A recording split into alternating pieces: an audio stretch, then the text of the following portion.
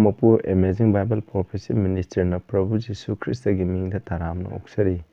ngasi aina lokhat sagadriba topic asidi haksang amasung thawai digi pokpa haiba asigi maramda ikoi nainaminasi masi nainabasisu yamna maru oi ahanbada ikoi ishoda pathana tawse Sagada laibe pa yam thagasare ekoina thawai digi pokpa amasung haksang digi pokpa haibse karino masigi maramda khara nainagadawri masida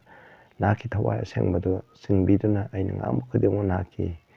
aningbagi matungna Bible gi matungna ngamba ngamanbiu tariba sinawsingdasu hariba blessing ase pinabiu Prabhu Jisu Christ gi mingda kurumjari amen ahanbada ai isan Dr. Salamna question ama hangbire adugi pakum mate amtang pijage aise matam leitabna maram moidana comment dasu hanba ngamdre aise thabak amna sinba aduna maram moidana chinawsing aduna sidai pajarake nakoina screen da yengbio brother YouTube ta thengnabani pasana tambiramba ama sagabu yauragadi mi makhaidu masak amata khangnade ishor da yenglingaida Mary Magdalene gi matang dusu brother na macha khaina su tambibani adubu hojiksu adum Mary Magdalene gi lamchatu salamde haina hojiksu adum leptana tambiba thengnari masina ahamba question ko maiji saru hum yawe Christian oiba singdi pap kopiu hairoidabani ka pap kopi bagi thagasari haidawni haina tambibasi aranba tambiba oiroidara haibani hairiba sigi maramda ikoina aina Bible dagi khara khumjarake chinawsing koi yengmanasi Bible da shona takpi bagi matungna hoi aikoina sarga chapa matamda isho yengningda ikoi mioi amaga masa khangnaroi na haibani aikoi sargada lairaga hoi Bible dadi khangnani khangnaroi haina aina thiba matamda Bible dadi yaude adubu aikoi gi thajabai matungnadi akoi khudima sargada laiba khudima ahingba ishor amagi makhada laiba ikoi khudima sa khangnagani aduga loan su aikoi meyamna khangnaba loan natraka aikoi isai gi loan oibe oi amana amagi loan ngangajo akoi loina khangnagani base ado sargai go eba tonganba loan ama mayam punama isoga wari sanaba yaba loan amadi laigini haina khale sida Revelation 21 gi 3 da haibse ishorgi pisanga misinga haidi ishorgi laisang tabernacle di laisang haja ishorgi laisanga misinga loinarami mahangna makhoiga loinagani makoi adu mahaki mi oigani ishom asamuna makhoiga loinagani amasung makhoigi ishor oigani hamni sida haibadi sagada chaliba mipum kuding maka ishoga loinagani hamni ishoga loinaba habni aduna mipum kuding maksu loinagani aikoi amaga loinagani akoi amaga tinagani akoi amaga sakhangnagani maroina yam nungaiba ama hairagadi aikoina Bible dagi takiba wari meyamje aikoina ifadamna kamaina pap tawgiba Moses adu Elijah Daniel Shadrach Meshach Abednego aduna natana aikoina dark ages ki matamda aikoina Christian sing sikiba Christian amsing ishogi dama thwai thakiba John Wycliffe aduga lairi aduga Bible da juwari aikoina Bible da idaba wari kyamram lay hairiba meyam mase aikoina hairiba misaksing aduda chalaga makoina kamaina thengnaikiba makoigi wari do aikoina khangba aikoina nainaba haibado aikoina phanganeba ishona su takpigani ishoga loina duna laigini aikoi loina aikoi masak khangnagani haibase masi aigi thajabane masida Bible na haibigi matungna aduga Mary Magdalene gi lamchata kana misana Mary Magdalene gi lamchat hongi hongde na kana maibe hoi Bible da yekoina phajana yengba matamda khangne maki lamchat hongkhrabne haidi akoina wari je kraidigi tai haiba matanda nongma makhoida lakpa matanda Mary na Prabhu Jisu Christ gi makhongda phammaga ishogi wahaido taningai gi damak lai somda Martha saba thakpa tai pam ko khorang bu gi maramda lai adugi matangda ju Prabhu na me na hai naki na sena tawriba thabak che kwai phaba thabak de na adum singthana thabak lai madui maramda dei ngangroi matamda yam mangkhragani aduga Christian singdi aikoina pap haidok charoidabani aikoina pap kopi bagi damo pap haidok charoidabani pap kopi bagi damak thagasari haigadabni haibsine hoi kana misina thajaba lai Prabhuda thazaragadi akhoi aram khubam phange akhoi gi pap loina khopigre haina kana misina nam thakpieba aina afaba tawgera phataba tawgera ishona yada ba thabak tawgera tawroira amutang aina Prabhu thazaragadi akhoi loin kopigre sini masi aran baneba aina Prabhuda thajai haraga aina pap to amuk tawrale ai Christian haraga ai mi haladi masin thibangangadi ai ishona num kopigidra kopiroko aduna sida 1 John 1:9 haije aikoina aikoigi pap sing haidok saragadi habneba pap haidok chadi je kaigino kop haidok sa bible copy haije bane ishoda aikoina pap torogadi ishoda copy haije akoi papini khangdana tawba pap lei marakta aduna adugumdo aikoina pap ni khangma matamda ingonda ngang haidaba haidokhiba adai ishona pamdaba tawaitaba tawkhiba matamda aikoina haidok tradi ishona copy roiba aduni sida haise aikoina akoigi pap sing haidok saragadi mahakti thazaba yai amasung mahangna aikoigi pap sing copy gani hai aduga aikoigi dharma sendaba punamakti gi mahna aikoiba samthokpi gani hai aikoigi pap copy ba samthokpa haibisine athumba sida haije confess haibineba bible da yam jawi confess ana aikoina madui maramdadi salagum text mayam le adu hairwa in isam samba text amai confess haibi athadi arama tawbini mi aina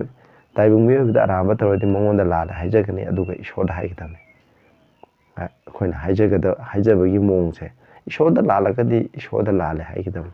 lale haraga akoina copy gidame Prabhu Jisu Kristam ju cross siba matan misinga ipa makoina tawrise khangda dum tawrni makoigi pa copy haine hai show Prabhu Jisu Kristam masamona so haijaiba aduna masi aramani akoidi ye Christian oragadi akoi pa copy gre akoi aramba tawro haibate masi aramani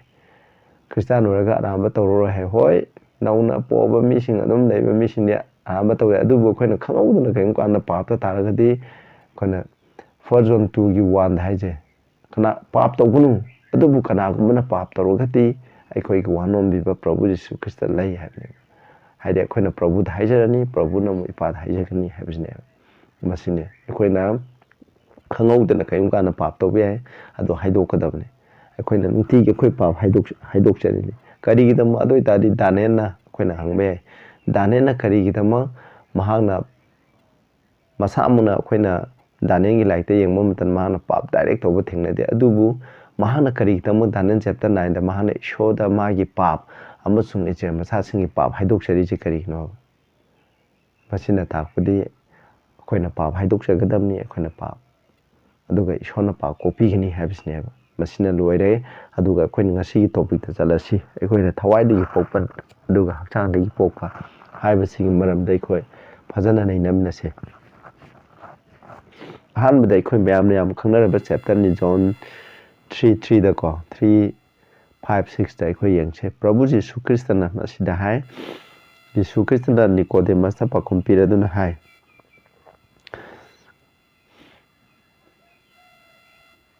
aina nangonda haide tasengna aina nangonda haidi kanaguma mi amana nauna poktragadi mahangna isrogi ningtholeba uba ngamoi habne sida haidi nauna poktragadi nauna pokpa habse yam darkale nauna poktragadi isrogi ningtholeba uba ngamoi habne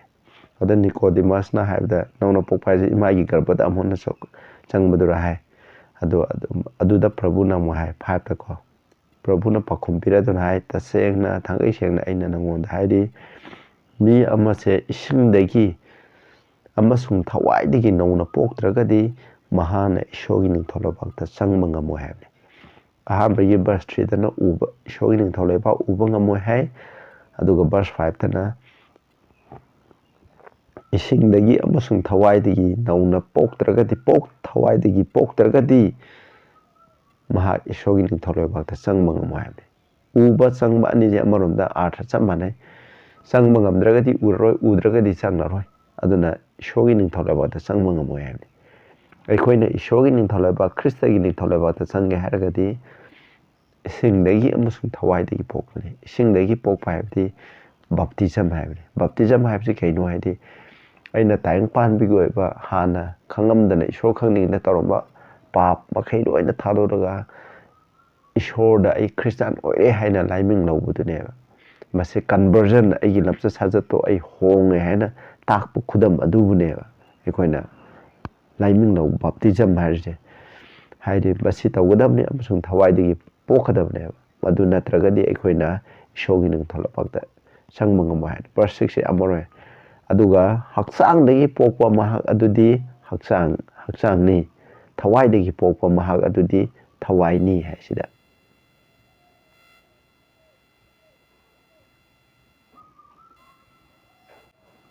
ꯑꯩꯈꯣꯏ ꯃꯈꯥ ꯇꯥꯅ ꯊꯋꯥꯏꯗꯒꯤ ꯄꯣꯛꯄ ꯑꯃꯁꯨꯡ ꯍꯛꯆꯥꯡꯗꯒꯤ ꯄꯣꯛꯄ ꯍꯥꯏꯕꯁꯦ ꯑꯩꯈꯣꯏ ꯀꯔꯤꯅꯣ ꯍꯥꯏꯕꯁꯦ ꯑꯩꯈꯣꯏ ꯌꯦꯡꯖꯦꯕ ꯌꯥꯝ ꯃꯔꯨꯑꯣꯏꯅ ꯑꯩꯅ ꯅꯩꯅꯅꯤꯡꯕꯁꯦ ꯍꯛꯆꯥꯡꯗꯒꯤ ꯄꯣꯛꯄ ꯑꯃꯁꯨꯡ ꯊꯋꯥꯏꯗꯒꯤ ꯄꯣꯛꯄ ꯍꯥꯏꯕꯁꯦ ꯃꯁꯤꯅꯦꯕ ꯅꯧꯅ ꯄꯣꯛꯄ ꯑꯩꯈꯣꯏꯁꯦ ꯅꯧꯅ ꯄꯣꯛꯄ ꯇꯥꯔꯒꯗꯤ ꯊꯋꯥꯏꯗꯒꯤ ꯄꯣꯛꯀꯅꯦꯕ ꯑꯩꯈꯣই ꯍꯛꯆꯥꯡꯗꯒꯤ ꯄꯣꯛꯄ ꯑꯣꯏꯔꯣꯏꯕ ꯍꯛꯆꯥꯡꯗꯒꯤ ꯄꯣꯛꯄ ꯍꯥꯏꯕꯁꯦ ꯑꯩꯈꯣꯏꯅ ꯍꯛꯆꯥꯡꯗꯒꯤ ꯄꯣꯛꯄꯒꯤ ꯃꯔꯝꯗ ꯑꯃꯨꯛ ꯑꯩꯈꯣꯏ ꯈꯤꯇꯪ ꯅꯩꯅꯃꯤꯟꯅꯁꯦ ꯍꯛꯆꯥꯡꯗꯒꯤ ꯄꯣꯛꯄ ꯊꯋꯥꯏꯗꯒꯤ ꯄꯣꯛꯄꯒꯤ ꯃꯔꯝꯗ ꯔꯣꯃꯟ ꯆꯦꯞꯇꯔ 8 ꯑꯁꯤꯗ ꯅꯈꯣꯏꯅ ꯄꯥꯕ ꯊꯦꯡꯅꯒꯅꯤ ꯚꯔꯁ 5ꯇ ꯍꯥꯏꯖꯩ ꯃꯔꯝꯗꯤ ꯍꯛꯆꯥꯡꯒꯤ ꯃꯇꯨꯡ ꯏꯟꯅ ꯆꯠꯄ ꯃꯈꯣꯏ ꯑꯗꯨꯅ ꯍꯛꯆꯥꯡꯒꯤ ꯄꯣꯠꯂꯝꯁꯤꯡ ꯑꯗꯣ ꯍꯛꯆꯥꯡꯅ ꯄꯥꯝꯕꯁꯤꯡ ꯑꯗꯣ ꯑꯗꯨꯒꯤ ꯃꯔꯝꯗ ꯈꯜꯂꯤ ꯍꯥꯏꯕꯅꯤ ꯃꯥꯏꯟ ꯇꯧꯏ ꯍꯥꯏꯗꯤ ꯃꯗꯨꯗ ꯄꯨꯛꯅꯤꯡ ꯊꯝꯃꯤ ꯍꯥꯏꯕꯅꯤ ꯄꯨꯛꯅꯤꯡ ꯊꯝꯃꯤ ꯑꯗꯨꯕꯨ ꯍꯛꯆꯥꯡꯊꯋꯥꯏꯒꯤ ꯃꯇꯨꯡ ꯏꯟꯕ ꯃꯤꯁꯤꯡ ꯊꯋꯥꯏꯒꯤ ꯃꯇꯨꯡ ꯏꯟꯅ ꯆꯠꯄ ꯃꯤꯁꯤꯡ ꯑꯗꯨꯅ ꯊꯋꯥꯏꯒꯤ ꯑꯣꯏꯕ ꯁꯤꯡ ꯑꯗꯣ ꯑꯗꯨꯗ ꯈꯜꯂꯤ ꯑꯗꯨꯗ ꯄꯨꯛꯅꯤꯡ ꯊꯝꯃꯤ ꯍꯥꯏꯅ ꯍꯥꯏꯕꯅꯤ ꯃꯁꯤꯅ ꯍꯥꯏꯕꯁꯦ ꯑꯩꯈꯣꯏꯅ ꯍꯛꯆꯥꯡꯒꯤ ꯊꯕꯛꯁꯤꯡ ꯍꯥꯏꯁꯦ ꯀꯔꯤꯅꯣ ꯍꯛꯆꯥꯡꯒꯤ ꯊꯕꯛꯁꯤꯡ ꯑꯩꯈꯣꯏꯅ ꯒꯂꯦꯁꯤꯌꯟꯗꯁꯨ ꯑꯃꯨꯛ ꯌꯦꯡꯉꯛꯀꯅꯤ ꯃꯁꯤꯗ ꯍꯥꯏꯁꯦ ꯍꯛꯆꯥꯡꯒꯤ ꯑꯣꯏꯕ ꯇꯥꯏꯕꯪꯄꯥꯟꯒꯤ ꯑꯣꯏꯕ ꯃꯤꯁꯤꯡꯅ ꯇꯥꯏꯕꯪꯄꯥꯟꯒꯤ ꯑꯣꯏꯕ ꯍꯛꯆꯥꯡꯒꯤ ꯑꯣꯏꯕꯁꯤꯡ ꯑꯗꯨ ꯈꯜꯂꯤ ꯊꯋꯥꯏꯒꯤ ꯑꯣꯏꯕ ꯃꯤꯁꯤꯡꯅ ꯊꯋꯥꯏꯒꯤ ꯑꯣꯏꯕꯁꯤꯡ ꯑꯗꯨ ꯈꯜꯂꯤ ꯍꯥꯏꯕꯅꯤ ꯚꯔꯁ 6ꯇ ꯑꯗꯨꯅ ꯍꯛꯆꯥꯡꯒꯤ ꯑꯣꯏꯕ ꯀꯥꯔꯅꯦꯜꯂꯤ ꯃꯥꯏꯟꯗꯦꯗ ꯍꯥꯏꯗꯤ ꯍꯛꯆꯥꯡꯒꯤ ꯑꯣꯏꯕ ꯑꯩꯈꯣꯏꯒꯤ ꯄꯨꯛꯅꯤꯡ ꯂꯣꯡꯕ ꯃꯤꯁꯤꯡ ꯑꯗꯨ ꯑꯁꯤꯕꯅꯤ ꯍꯥꯏꯕꯗꯤ ꯍꯛꯆꯥꯡꯒꯤ ꯑꯩꯈꯣꯏꯒꯤ ꯃꯤꯠ ꯍꯛꯆꯥꯡꯒꯤꯗꯤ ꯑꯩꯈꯣꯏ ꯍꯛꯆꯥꯡꯗ ꯀꯌꯥꯠ 5 ꯂꯩꯔꯦ ꯑꯁꯤ ꯍꯥꯏꯔꯤꯕ ꯀꯌꯥꯠꯁꯤꯡ ꯃꯤꯠ ꯅꯥꯀꯣꯡ ꯅꯥꯇꯣꯟ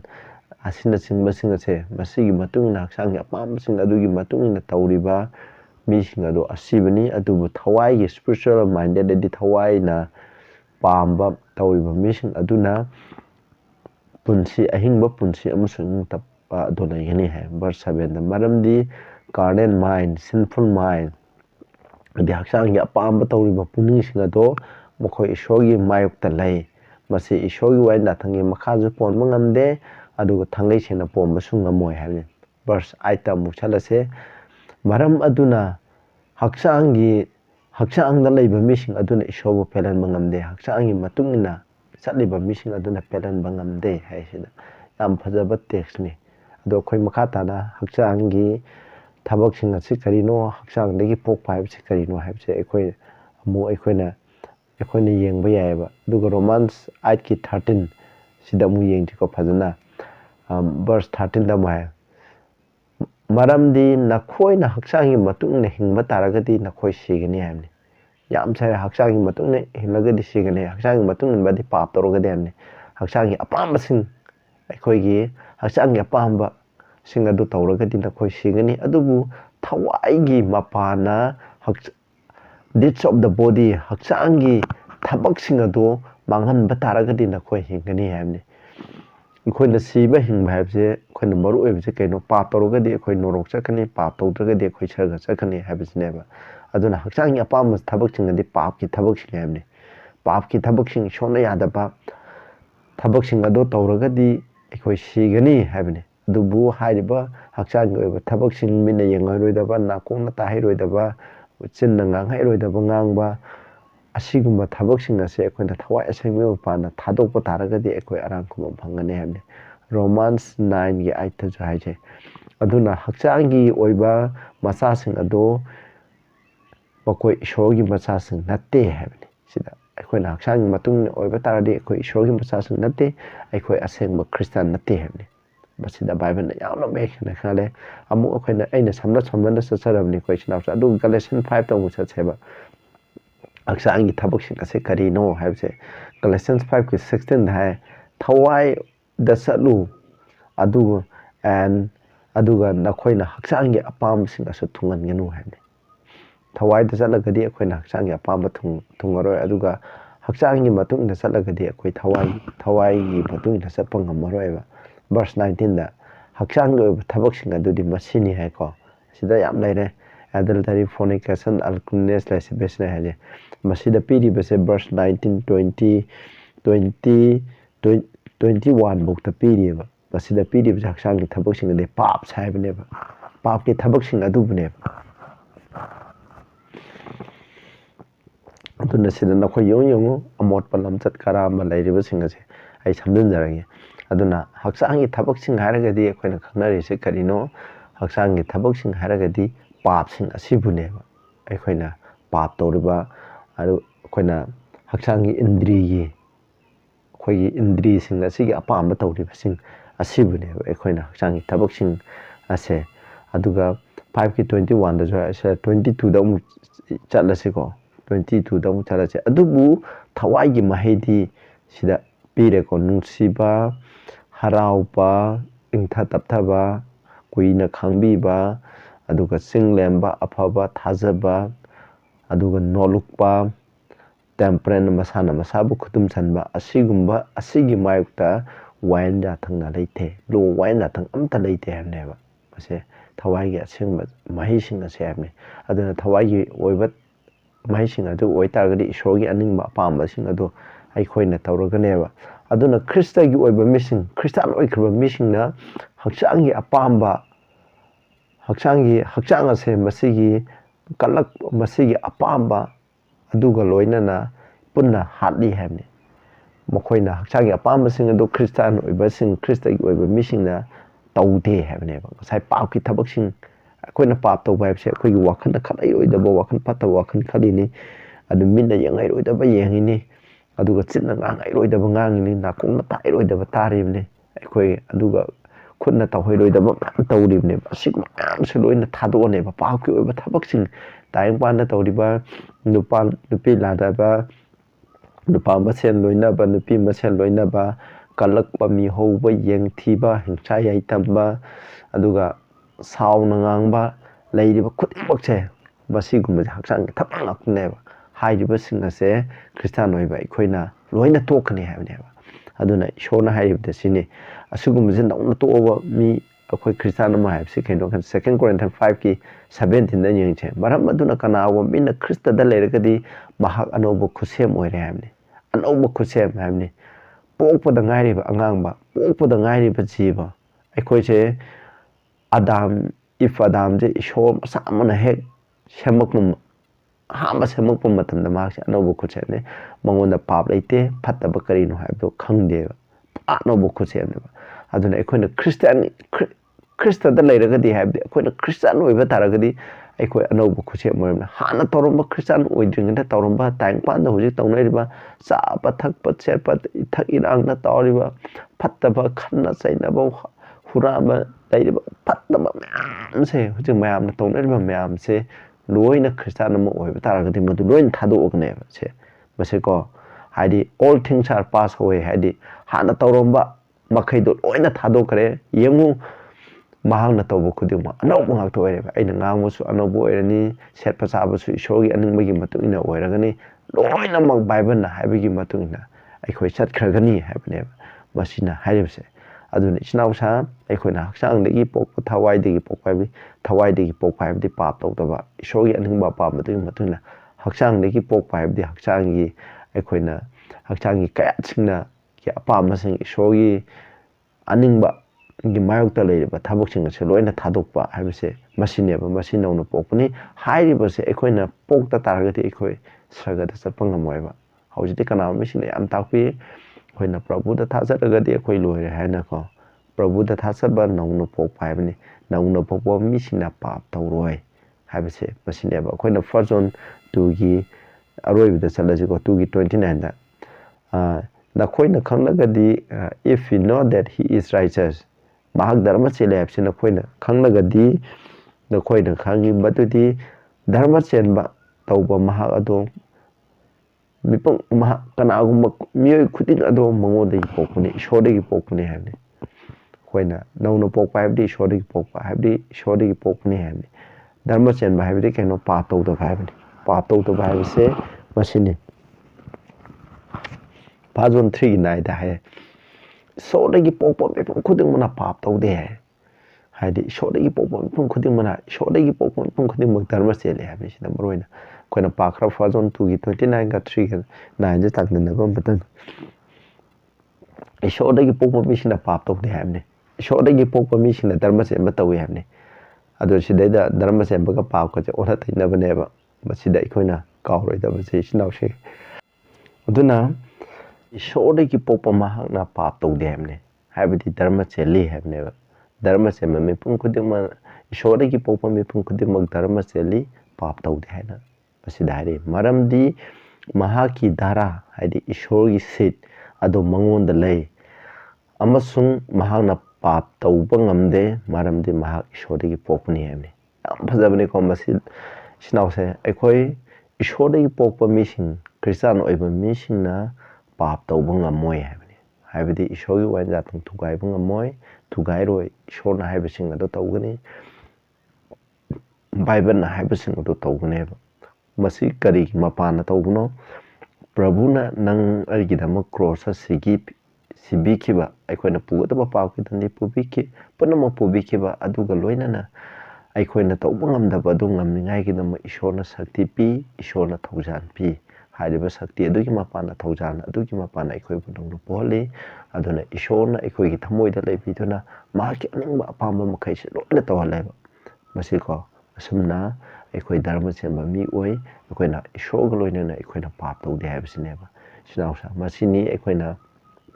ꯅꯧꯅ ꯄꯣꯛꯄ ꯍꯥꯏꯕꯗꯤ ꯊꯋꯥꯏꯗꯒꯤ ꯄꯣꯛꯄ ꯍꯥꯏꯕꯁꯦ ꯃꯁꯤꯅꯤ. ꯑꯗꯨꯕꯨ ꯍꯛꯆꯥꯡꯗꯒꯤ ꯄꯣꯛꯄ ꯃꯤꯁꯤꯡꯅ ꯄꯥꯞ ꯑꯁꯦ ꯇꯧꯏ. ꯈ꯭ꯔꯤꯁꯇꯥꯟꯅꯤ ꯍꯥꯏꯔꯒꯁꯨ ꯑꯩꯈꯣꯏꯅ ꯇꯥꯏꯕꯪꯄꯥꯟꯕꯒꯤ ꯃꯇꯨꯡ ꯏꯜꯂꯤꯕ, ꯀꯜꯂꯛꯄ, ꯃꯤꯍꯧꯕ, ꯌꯦꯡꯊꯤꯕ, ꯅꯥꯞꯄ ꯂꯩꯔꯤꯕ ꯈꯨꯗꯤꯡꯃꯛ ꯑꯁꯦ ꯃꯁꯤ ꯄꯥꯞꯅꯤ ꯍꯥꯏꯕꯁꯤꯅꯤ. ꯑꯗꯨꯅ ꯇꯥꯕꯤꯔꯤꯕ ꯃꯌꯥꯝꯗ ꯏꯁꯣꯔꯅ ꯄꯣꯛꯄꯤꯕ ꯑꯣꯏꯁꯅꯨ. ꯑꯩꯈꯣꯏ ꯉꯁꯤꯗꯒꯤ ꯄ꯭ꯔꯚꯨꯗ ꯊꯥꯖꯔꯒ ꯅꯧꯅ ꯄꯣꯛꯄ ꯃꯤ ꯑꯃ ꯑꯣꯏꯗꯨꯅ ꯑꯩꯈꯣꯏꯅ ꯄꯥꯞꯀꯤ ꯊꯕꯛꯁꯤꯡ ꯊꯥꯗꯣꯛꯂꯒ ꯑꯩꯈꯣꯏꯅ ꯙꯔꯃ ꯆꯦꯟꯕꯁꯤꯡ ꯑꯁꯤ ꯇꯧꯔꯒ ꯑꯩꯈꯣꯏ ꯏꯁꯣꯔꯒꯤ ꯅꯤꯡꯊꯧ ꯂꯩꯕꯥꯛꯇ ꯆꯠꯅꯤꯡꯉꯥꯏꯒꯤꯗꯃꯛ ꯁꯦꯝ ꯁꯥꯔꯁꯤ ꯍꯥꯏꯅ ꯑꯩꯅ ꯃꯌꯥꯝꯗ ꯍꯥꯏꯖꯔꯤ. ꯄ꯭ꯔꯊꯅꯥ ꯇꯧꯅꯔꯁꯤ. ꯁ꯭ꯋꯔꯒꯗ ꯂꯩꯕ ꯏꯄꯥ, ꯌꯥꯝ ꯊꯥꯒꯠꯆꯔꯦ. ꯏꯄꯥ, ꯉꯁꯤ ꯑꯩꯈꯣꯏꯅ ꯇꯥꯈ꯭ꯔꯕ ꯅꯍꯥꯛꯀꯤ ꯁꯔꯃꯣꯟ ꯑꯁꯤꯒꯤ ꯃꯄꯥꯟꯅ, ꯁꯔꯃꯣꯟ ꯑꯁꯤꯕꯨ ꯇꯥꯔꯤꯕ ꯃꯤꯄꯨꯝ ꯈꯨꯗꯤꯡꯃꯛ ꯅꯍꯥꯛꯅ ꯄꯣꯛꯄꯤꯌꯨ. ꯄ꯭ꯔꯚꯨꯒꯤ ꯃꯄꯥꯟꯅ, ꯄ꯭ꯔꯚꯨ ꯖꯤꯁꯨ ꯈ꯭ꯔꯤꯁꯇꯒꯤ ꯊꯧꯖꯥꯜꯒꯤ ꯃꯄꯥꯟꯅ ꯅꯧꯅ ꯄꯣꯛꯇꯨꯅ ꯄꯥꯞ ꯃꯈꯩ ꯑꯁꯦ ꯊꯥꯗꯣꯛꯑꯒ ꯙꯔꯃ ꯆꯦꯟꯕ ꯃꯤꯁꯛ ꯑꯃ ꯍꯥꯏꯕꯗꯨ ꯑꯣꯏꯍꯟꯕꯤꯌꯨ. ꯑꯁꯨꯝꯅ ꯙꯔꯃ ꯆꯦꯟꯕ ꯑꯣꯏꯗꯨꯅ ꯑꯩꯈꯣꯏ ꯅꯍꯥꯛꯀꯤ ꯅꯤꯡꯊꯧ ꯂꯩꯕꯥꯛꯇ ꯏꯄꯥ ꯏꯁꯣꯔ ꯅꯍꯥꯛꯀ ꯄ꯭ꯔꯚꯨ ꯖꯤꯁꯨ ꯈ꯭ꯔꯤꯁꯇꯒ ꯂꯣꯏꯅꯅ ꯅꯨꯡꯉꯥꯏꯅ ꯂꯩꯃꯤꯟꯅꯕ ꯉꯝꯕ ꯍꯥꯏꯕꯗꯨ ꯑꯣꯏꯍꯟꯕꯤꯌꯨ. ꯄ꯭ꯔꯚꯨ ꯖꯤꯁꯨꯒꯤ ꯃꯤꯡꯗ ꯈꯨꯔꯨꯝꯖꯔꯤ. ꯑꯃꯦꯟ.